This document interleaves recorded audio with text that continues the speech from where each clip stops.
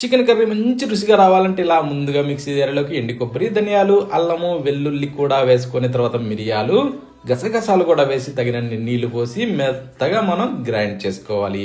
ఈ టైప్లో మనకు మెత్తగా గ్రైండ్ చేసినాక దీన్ని కాస్త అలా పక్కన పెట్టి స్టవ్ ఆన్ చేసి ప్యాన్ పెట్టి నూనె పోసుకోవాలి. వేడెక్కనిచ్చి చెక్క, లవంగాలు, యాలుకలు కూడా వేసి పచ్చిమిరపకాయ ముక్కలు వేసి తర్వాత ఉల్లిపాయ ముక్కలు కూడా వేసుకునేసి ఇలా మెత్తబడేదాకా వేగనివ్వాలి. ఫ్రెష్ గా కడిగి రెడీ చేసి పెట్టుకున్న చికెన్ ని దాంట్లో వేసుకునేసి చిటికెడు పసుపు కూడా వేసి సాల్ట్ వేసి ఇలా బాగా కలుపుతూ వేగనివ్వాలి.